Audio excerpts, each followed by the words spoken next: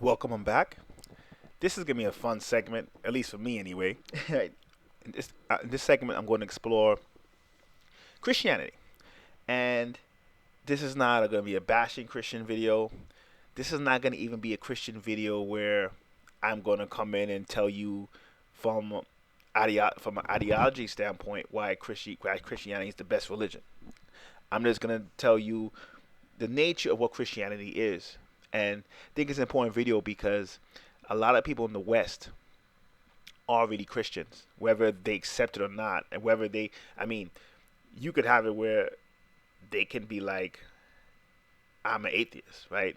They can be, I practice Kemetic spirituality, right? But they could be, it could be anything. I mean, it could be any type of Christian, from Catholicism to Protestantism to Jehovah Witnesses to even Mormons who may not be Christian from the Christian mind standpoint, but they are, right?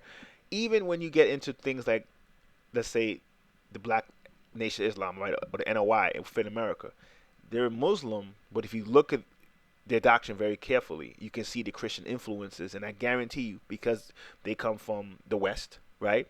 If you ask them more questions about Islam versus questions about Christianity, 7 out of 10 of them will know Christianity better. So that is the power of Christianity. Christianity, in a lot of ways, was one of the first attempts to make a universal religion or a universal spiritual system. And I wanted to say spiritual system because there was obviously universal systems way before Christianity. But I wouldn't say universal systems, but they were systems that were practicing an advanced type of metaphysics. I should say that.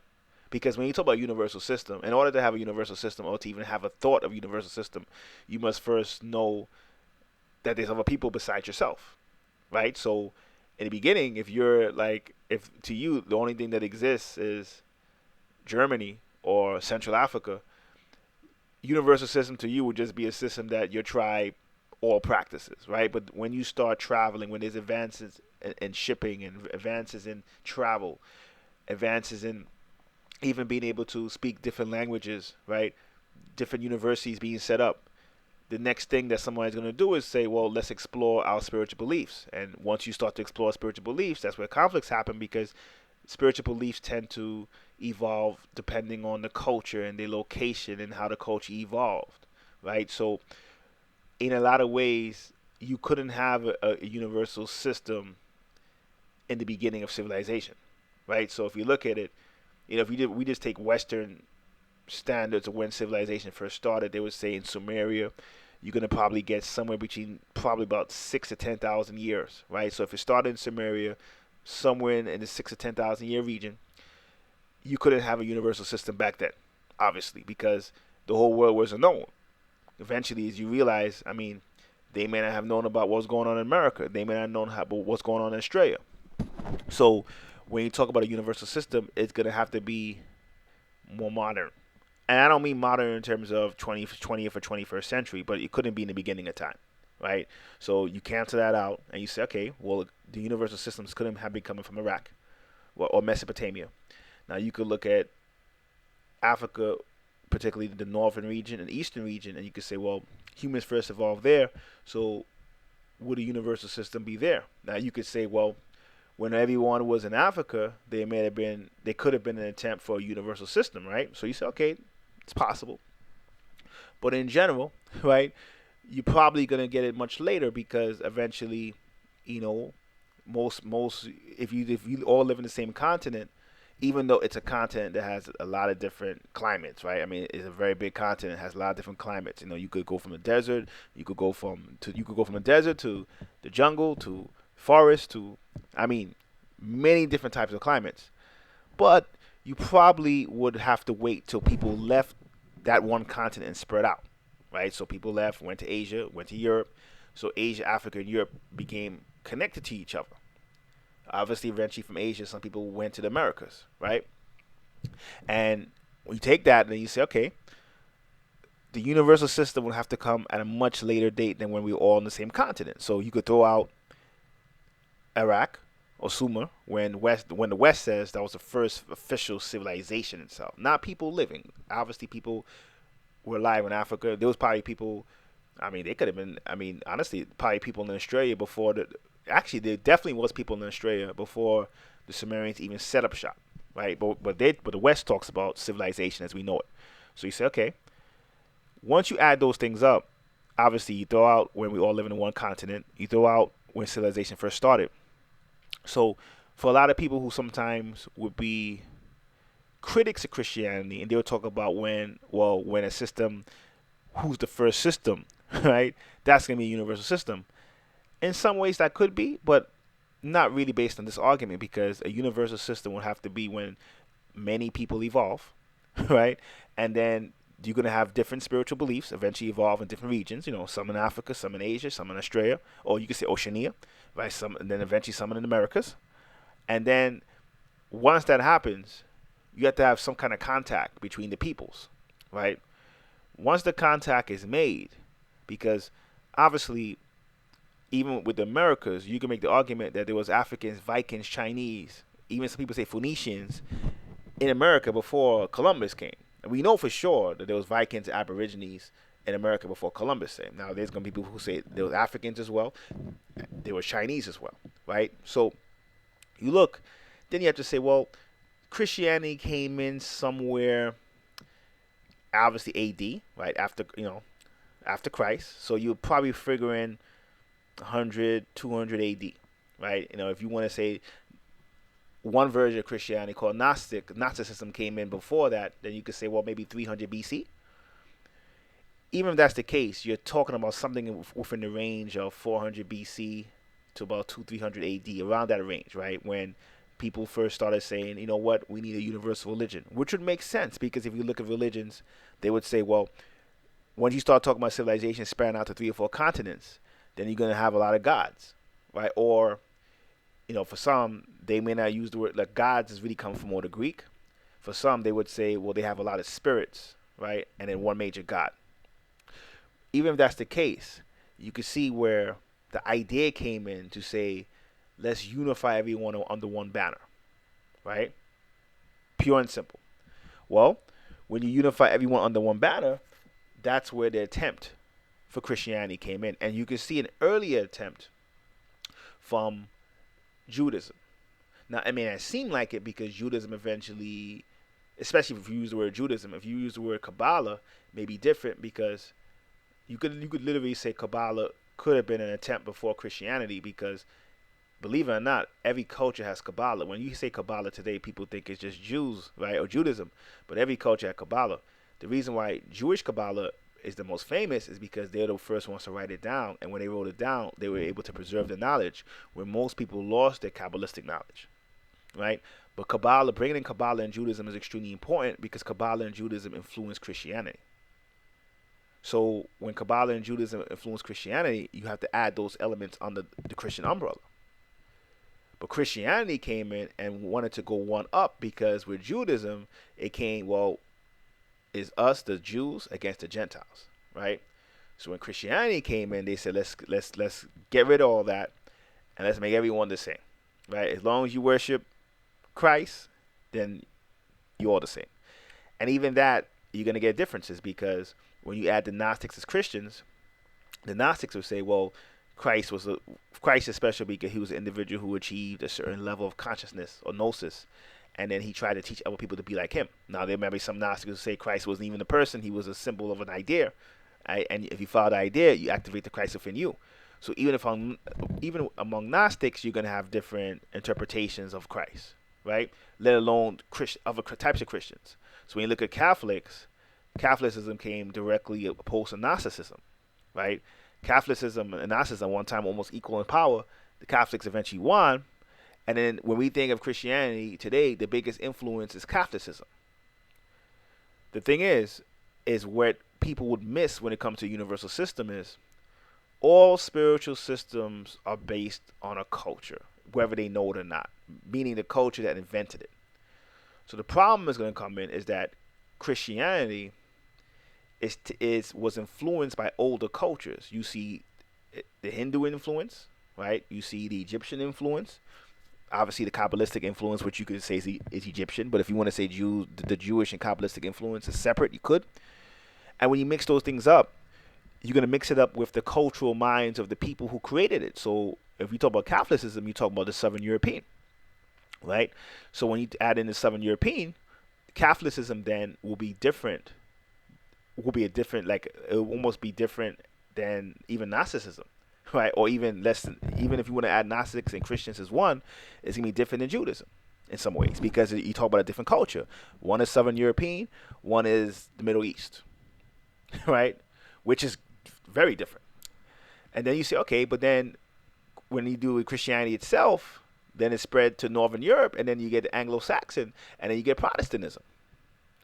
And when you get to Protestantism, it takes on a different form than even Catholicism, where in Catholicism, because it's still based in Southern Europe, and Southern Europe witnessed the empires of Greece, obviously Rome, but they were influenced by Egypt, and to some extent Mesopotamia, they would be more open than or flexible with their beliefs than Protestants. So when you get Protestants, Protestants would say the Catholics are pagans. And you can see where they're coming from because they didn't witness their part of Christianity didn't witness the empires before it.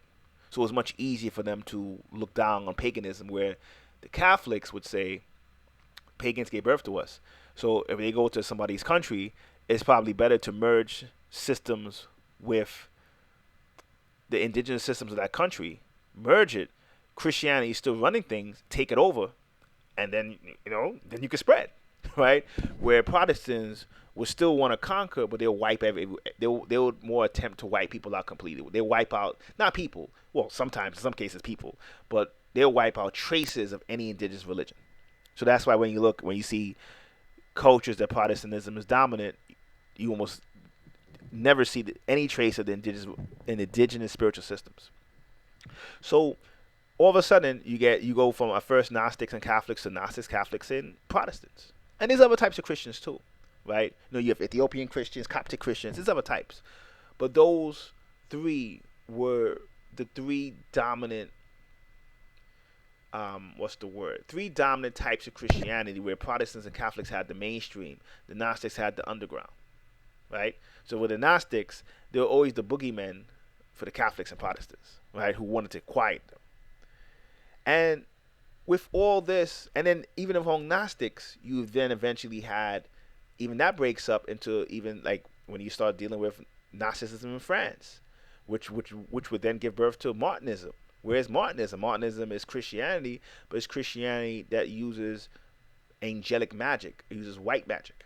So then somebody might say, oh my God, but in the Bible, it says, don't use magic. And then this is where the splintering starts to come, where you start to realize that if you're an esoteric Christian magician, you understand what the Bible was talking about when it said don't use magic. When it said don't use magic, it was saying, or sorcery, it was saying if you use magic for yourself, right, that's sorcery, and that's going to go into the dark arts eventually. Yeah, I can say I'm going to use some magic to get some money, right, for only me. I'm going to use magic to, some people are going to use magic for love spells. Some people are going to use magic to even heal, right? What if you heal someone who's not supposed to be healed? Like, you understand? Like, in a sense, the spirit's supposed to move you. So in the old days, before the healers would heal someone, especially with energy, they would ask the spirit, should that person be healed? If you heal anyone because you say, well, everyone deserves to be not sick, then what happens? That caught to certain sects of white Christian magicians. And white, I'm not even just talking about white in terms of people. I'm talking about the type of magic they practice. Then what will happen is they would say, no, the type of sorcery and magic that the Bible is obviously talking about is when you do it for yourself. Meaning when you do it without knowledge of the sequence. This is what it goes back into Kabbalah, right? When you start, because there's also Christian Kabbalah, right? So when you're looking at Kabbalah, what does Kabbalah say? Kabbalah says there's a tree of life, right? You study it for a long time. Sometimes you study for lifetimes, right? Eventually, when it's time for you to take a more proactive approach, you then say, okay, I start to do path working, which is the same as when the shamans, in a sense, it's the same, it's related. I'm not gonna say it's exactly the same, but it's related to when the shamans were doing what they call vision quests, what do they do? They explore the inner worlds, and part of the inner worlds is your inner mind, right? So to the Christian magicians, if you did magic where you explored your inner mind, you woken up the God or the Jesus within yourself, you would practice a healthier type of magic. And what is a healthier type of magic? A healthier type of magic is basically science. A healthier type of magic is actually understanding that the spirit needs the assistance of man to invoke certain events or to make certain things happen. So if you look at pyramids and books and technology, right? Nature can't make that by herself, right? Mankind, nature works through mankind, the hands of mankind, the brain of mankind, and creates certain things.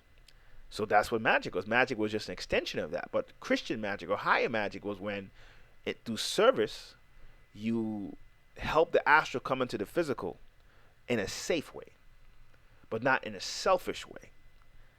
But yet, so with that particular branch of Gnostics or French Gnostics who eventually became Martionists, they would even differentiate from regular Gnostics, because regular Gnostics would say it's all about the gnosis, but they wouldn't have the magical knowledge. So all of a sudden, you get even that split where you got Gnostics who practice magic, more Martionists, you got regular Gnostics, you got Catholics, you got Protestants, you got everything in between. But then if you look at even, let's say, African Gnostics, which is, if you look at Gnosticism now, it's coming more from Europe, right? But if you look at, let's say, people who practice African Gnosticism, what will they say? Well, they would say the Gnosticism that you see now is a good attempt, right? But it basically was made from the European mind struck. So when the European mind struck saw, like when the European construct, not mind struck, my God, play on words. When the European came into Africa, they saw certain things, and when they saw certain things, they put it on paper. But because they weren't as advanced spiritually, now technology, you could talk about technology you want, but when it comes to you could debate technology, right? But spiritually, they weren't as advanced as the Africans. So when they weren't as advanced as the Africans spiritually, there's going to be certain things that they saw that they put on paper that they misunderstood. So because they misunderstood certain things on paper, it became, European Gnosticism became more of this kind of depressing kind of, the physical world is evil, you have to run from it, the concept of even hell is distorted, right? And because hell wasn't something that Africans spoke about, Africans knew of a realm that you associate with hell, but there wasn't hell to them, right? It was a place that, that some people go to when, you're doing something, not that you're doing something wrong, when you're evolving and nature kind of deletes a program, because energy can't be destroyed, she sends it to another place. So that place is not bad per se, just older programs that don't have any use for our reality, right? So when you look at it then, even African Gnosticism will be different than European Gnosticism. But the one dynamic everyone is missing is that this is an incredibly powerful system I'm describing. This is a system that's taking elements from many different systems, whether they know it or not.